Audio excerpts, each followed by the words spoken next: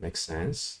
Move 98. Okay. Oh. Hi, welcome back to Jobless Baduk. Are human Go teachers going to be jobless like me soon? With the popularity of AI models like ChatGPT by OpenAI or Gemini by Google, there have been talks that AI model nowadays perform much better than human in terms of programming. Many of the software engineers, they have been using AI models to help them with generating code or fixing bug or even doing code review nowadays. But in the world of Baduk or Go, the usage of AI is still quite limited. Indeed, AI Go has already outperformed human by far since the release of AlphaGo in 2016, and the open source alternative Go has been used by hundreds of thousands of Go players in reviewing and exploring new moves nowadays. So the use of AI has been already integrated in the workflow of Go players, but the usage of AI seems to be quite limited to the high dance or professional players. For beginners or Q level players, AI seems to be too difficult to understand. When we use AI, it only tells you which move is the best and the current win rate of each side, plus some variation of the move that it suggests. However, why those moves are good is not being explained by the AI model. Therefore, having a superhuman AI model doesn't replace a human Go teacher for now. A good human Go teacher, they can explain the rationale of the good moves that are suggested by AI, which is why they are still valuable. However, there's one AI company from China, Shanghai, who released a LLM model, which claims to be able to provide explainable AI for Go, which means it can explain its moves and its rationale, why the move is good, why it plays some moves, and the whole thinking process. The model is now public for everyone to try out, and today we are going to see whether it is capable enough to replace human Go player for now. Let's have a look. The AI model is released by a company called Shuseng or Intern in English. It has several AI models for different purposes, and the one that has integrated Gold is called Intern VI.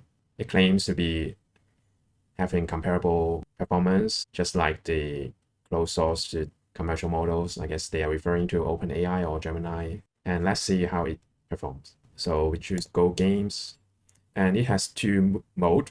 One is to create a new game. Another is to start with a given scenario, and let's do the scenario challenge. For the scenario challenges, it has 4 scenarios provided. One is mid-game battle, opening strategy, local fight, and the last one is the Ghost Move, which is the game of Sedol versus AlphaGo in 2016, the game that he won. And maybe we can start with the mid-game battle to see how it performs during the mid-game. So this is the bot state, and you see it can suggest the next move for you. And let's see what it suggests. So for now, even though the interface has English translation, but the text given by the LLM model is still in Chinese. So I will do the translation for you. And for now, at this stage, it is White's turn, and it suggests E7 to be played by White. And it says, let's have a look at the current position. This game has already been in move 93, and just now Black just played L10. This move is interesting. That's why we need to be calm and think about what to answer. From the whole board, there have been several main battlefield. The top right corner, it has formed a complicated battle, and Black Q17, R16, those stone versus White's Q18, R18, these stones. This is like a Liberty battle, and I think White is being captured. And the AI model also said the other battlefield is bottom right corner, which is the battle of R3 and Q3. R3, Q3. Okay, these two groups. And I think White is dead here, so not really a battlefield, but just a situation here. And also the center group. And Black's L10, the jump, here shows the ambitions towards the center. That is what the AI said. And Black, this move L10, is very thoughtful. It has its own thinking. Usually at this stage, black would choose h12 jump. I think this model has made some mistake in terms of how to the naming of a move. For example, h12 should be a nice move, but not a jump for black. And let's continue. And AI said, but it may look too normal. It may look too normal. I don't know what it means, but anyway, L10 jump shows black wants to do something with the middle, with the center, which is also mentioned by the AI model. And now it's white's turn. I have considered several options. The first option is E7 attachment. So this time it gave the correct naming of this move, and it says this move is targeting the stone at D7 for black, and it can form a coherence with F9. Okay, that makes sense. And let's see the variation. Move 94 E7, and then black would answer. That is the thought process of AI. Black would answer with E6 honey. Okay, correct naming. And it says black probably would choose honey to protect its shape. It makes sense because it could be painful to have white to play here, and this group is being cut off for black. And moves 96 is F6. F6 pushing from here. The naming is also correct, and it makes sense. Coherent move with the attachment move. It says whites would continue to give pressure, which is correct. And move 97, black would play F7 to cut off, which also makes sense. Black probably would choose to cut to destroy white's connection. Makes sense. Move 98. Okay. Oh, move 98. Whites would extend at E8. Correct naming. Whites would extend to stay connected. Okay. Move 99. Black Atari at F8. That is not an Atari. So it is not Atari because white has two liberties. So incorrect naming. And it says black probably will choose Atari to get a Sente. I think it makes sense to get a Sente in terms of protecting the F7 stone, but it is not an Atari. Move 100. Whites would capture at E7. Capture at E7. E7 was played. Sorry. Capture at E7. It doesn't make sense because E7 was the attachment. So it is already nonsense here, I guess. Yeah. So it sounds like it's thinking, but if you look into it, at the end probably is nonsense. Yeah. But I think these few moves are making sense, but it have some mistake in terms of calling the moves. Let's continue with the translation. So AI says in this variation, white's win weight is around 39.2%, which in this situation is a pretty good choice. And the second option would be L9 to push from here. AI says this move is to target, is a counterattack of L10 jump, and that move can form connection with M8 and M9, and here is the variation. Move 94, it push. Move 95, black would answer with K9 block, correct naming, and it says black probably would choose block to protect its safe. And move 96, it would cut at K10. What? Cut at A10, but it is just sacrificing that stone because black would, immediately capture that stone. So it's just nonsense move by white to cut at the tiger mouth of black. And the explanation given by AI is not making sense as well. It says black probably would choose to Atari in order to get the Sente. I don't think it's the correct explanation, but it is the correct move. And it's not Atari, it's a capture already. And it says move 98, whites would J9 to Atari. J9 to Atari, it doesn't make sense because the K10 stone is already being captured, so it's no longer an Atari. And continue, AI says white can Atari to maintain pressure to black. Move 99, black would answer with K8 to connect. It may probably better move would be, I guess, like here, I guess K8 is okay. Or maybe J9, but K8 is okay, I guess. And it says black would choose to connect to maintain the shape and move 100. white would play J11 Atari. J11 Atari is not an Atari because this stone is being captured already. White can Atari to maintain an advantage. No. Move 101. Black would answer with H10, X10. Is an X10, correct? Black probably choose X10 to maintain its shape. With this variation, white's wins rate would be 36.3%, which is slightly worse than E7 attachment. After comparison, E7 is obviously a better option. This move not only target the stone of black at D7, and it also form a better coherence with the stone at F9. Also, E7 attachment is very flexible, and it can adjust its strategy based on black's answer.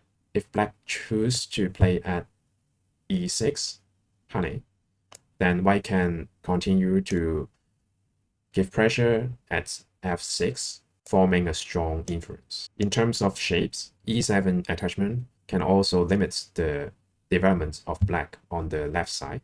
At the same time, it would create more opportunity for battle in the center for white. This move can be called a move of one stone kill two blurs. Although white's current win rate is only 39.2%, it is still a long game. As long as we keep on this positive, aggressive attacking vibe or momentum, I'm confident that we can soon come back. Black's L10 jump, although it's very thoughtful, E7's attachment can just right limit black's development, making black this jump looks like a bit, how to translate? It looks good, but it's not practical. Just now we just look at the explanation of the move that AI suggested and its own thought process. What do you think about its explanation? Let me know in the comment section. And now we want to look at another scenario, which is the opening strategy. Probably it will be easier for AI to understand the board states, compare with the mid-game battle, and see whether it will perform better. So now we also do the AI hints given this board states. Let's just play this O3 pincer for the corner, and here is what AI says. Let's have a look at the current position. Black move 19 to approach the corner at O3. This move is really interesting. Usually at this stage, black would choose to play at P4 jump. It's a wrong name because it's not a jump for black. It is more a knight's move or compression, I guess, but not a jump. And it says, or R3, attachment at the bottom, R3. Those two are more common moves at this situation. The naming for R3 is correct in this case. Continue. However, the component, saying the human or black, chose a more aggressive pincer. It seems like it wants to stir up a battle in the bottom right corner. To look at the whole game, top right corner black opening is a star opening at Q16. White has a diagonal star to answer at Q3. This is wrong because Q3 is not a star but is a 3-4 move. This is a common opening. Black played nice move at R3. Okay. White would have an extension at R10. I think it's not accurate because R10 is a pincer but not extension in this sense. Both sides constructing is their own potential or influence, and now black plays O3 approach. Obviously is trying to stir up the game in the bottom right corner. As white, I need to be more prudent to this attachment, to this approach. Let's think about a few possible moves. P4 jump. P4 is not jump for either white or black. For white, it is a diagonal move. And AI further explains, this move is very prudent, and it just like Go's 10 saying to invade slowly. Yeah, this is one of the 10 sayings of Go. And P4 jump probably can do the following things: to limit black's development in the bottom right corner, and to form coherence with the stone in Q3, forming a strong inference, and to prepare for the possible invasion later on. If white choose P4 jump, the possible variation would be move 20, p4 jump. Black answer with L8 extension. Black probably would choose extension to strengthen the bottom right side. Move 22, white will answer with R4. R4 Ding This is not the correct way to call this move. Usually it will be called Xian Ding. Yeah, but it's quite close enough, I guess, this naming. So 0.5 points, I guess. And AI explain whites can do a strong attachment here and doesn't let whites to be too comfortable, which is true. Move 23, black will answer with S4 honey. I guess at this stage, maybe I would play Q5, but I guess S4 would also be a possible move. It's not too bad. It says black to honey. Move 24, whites would answer with S3 to honey, and it says whites would counter honey, which is correct. Move 25, black would do S5 to connect, correct? Correct naming, not really an explanation, but just repeat itself. And move 26, whites would answer with O4 to extend. O4 is an obvious mistake because at least whites would play at Q5, which is a much better shape. Q4 is like a empty triangle, but now it's a 4-stone triangle. Yeah, so it doesn't make sense for whites to play this O4 move. And it says 27 move, black would answer with N3 to give in at in N3. N3 is also nonsense, right? How would at least black would play maybe N4 or extension on this side, but it would not extend at N3. So I noticed that for the variation part, it seems like the last two moves are nonsense, just like the scenario previously. And AI says this variation, whites would have a win rate of 50.9%, which is quite balanced, not sure. And in this interface, it has a live analysis, but it only works if you have play a move. So maybe they can consider giving the live analysis at the current bot states, even the move is not played yet. Let's continue.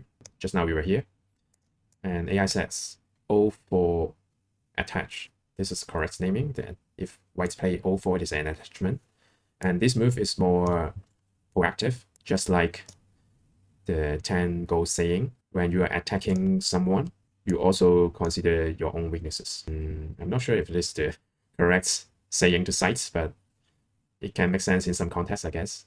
And it says O4 attachment probably can do the following things: directly contact with black to give pressure, correct? Limits black's development space. Yeah, if the development is referring to the bottom side, I guess, yeah. If compared with whites to play at P4, and usually I guess black would play at O4, and if that is the variation, then O4 does indeed compress the developments of the bottom side. And the third reason is to given by AIs is to prepare for the upcoming fights. Okay, yeah. So the fight at the bottom right corner, and AI says if white choose O4 attach, this is the possible variation attachment. And move 20 N4 honey.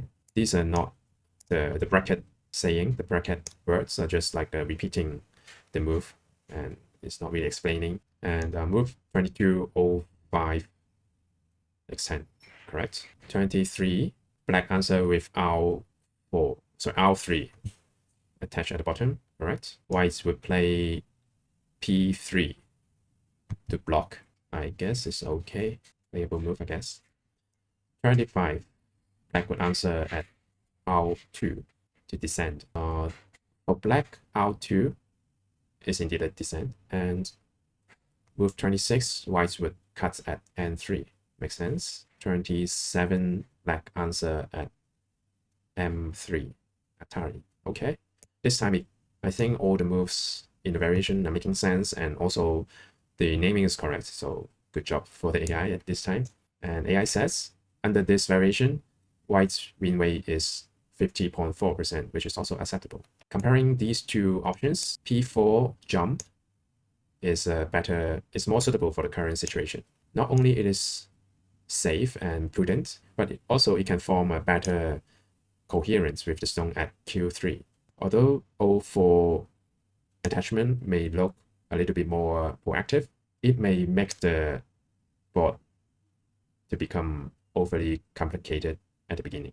P4 jump is just like the Tango saying, should be more prudent and not playing to not over speed, and to maintain a balanced state at the same time looking for further opportunity for fighting. And AI says the components move O3 pincer is quite interesting, but we can answer without much pressure or quite easily. And with P4, it is not too soft and it is not too aggressive. It is just right. Lots of comments by AI. I guess it's fair comments.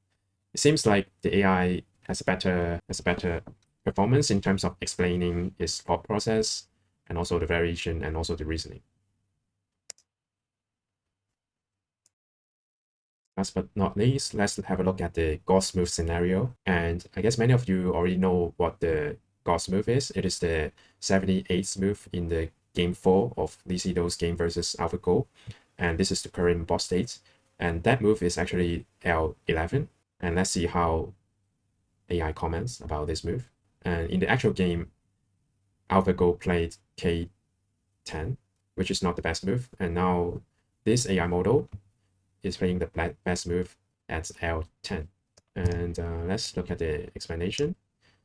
And AI says, let's have a close look at the current boss state. White's move 78, L11, attachment.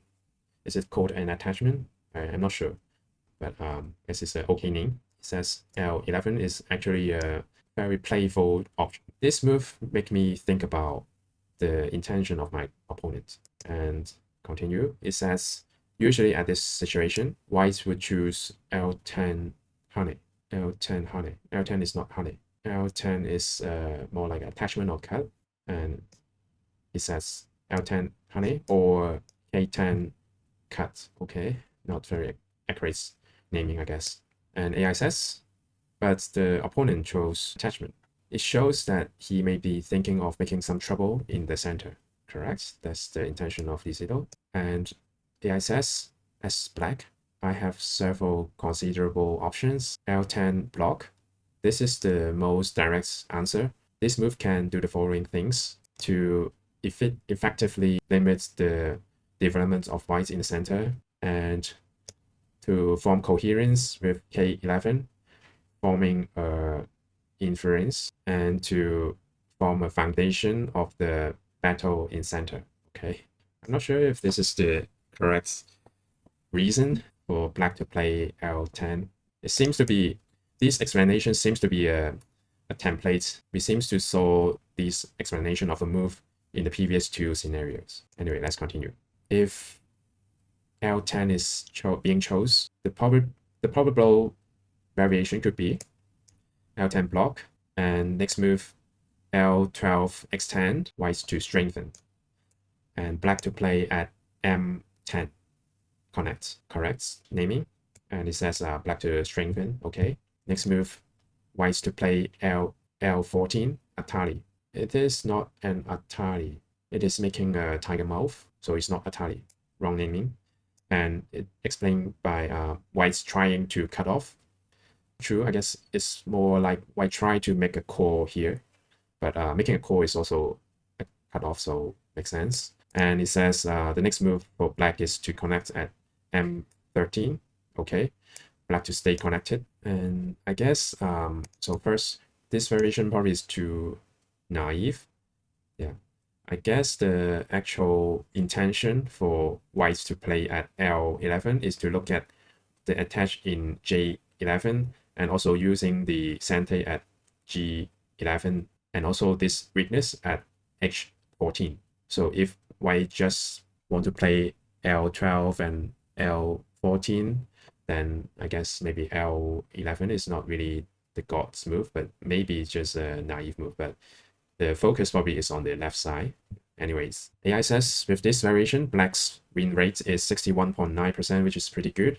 And the other options that AI is considering is L12 extend. L12 is more like an Atari, but extend, if it consider this don't extend, okay.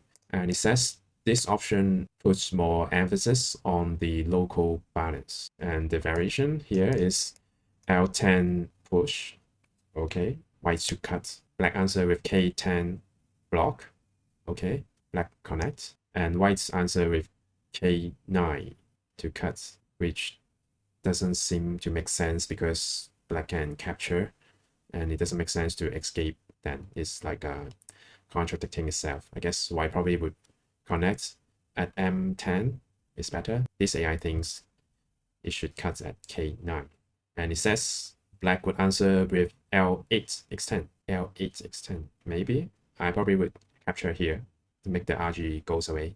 And AI says the next move in the variation would be white to play J11 Atari. J11 Atari. J11 is not Atari, I think. So I guess these are nonsense already. So I think the problem for this AI model, it seems in the mid game, the variation it gives are not very coherent, especially around the end of the variation. And AI says this variation, the win rate will be 56.5%, is slightly worse. And after careful consideration, L10 block is obviously better. It not only answered white's intention, but it also formed an inference in the center. This move L11 attachment, although it's quite interesting, it looks a bit overplayed. It's the best move. But AI says now we can take this chance to form inference in the center. And it's also, it has some drama. The AI has some drama in itself. It says, oh, what's this attachment? Looks a bit surprising. And AI says, I have a deep thought by myself. And AI continues, but this move just give me the chance to show my control in the center. So a lot of drama. It seems to imitate. It seems to act like a human, and I think it sort of gives the vibe of how to say a weak human player thinks by itself, like the comments it gives, and also the mistake it's making. Yeah. So I say this AI is not superhuman AI, and in some cases, especially in the opening state, it seems to give some interesting insights that maybe lower than or Q player would be benefits from it. But I would say at this stage probably it's not very useful tool for professional players or higher than players in terms of explaining its games and also making sense out of it. But I think it's doing an okay job in some cases. It's obviously an advance in terms of AI Go tools. Previously, we don't see this kind of explanation by AI, and now we kind of see it, though it's not perfect at this stage. With some developments, probably can do better later. So this is the end of today's video. What do you think about it? And how do you think the AI performs in terms of explaining itself and also its thinking process? Let me know in the comment, and please subscribe and like and share this video if you like it. And I'll see you next time. Bye bye.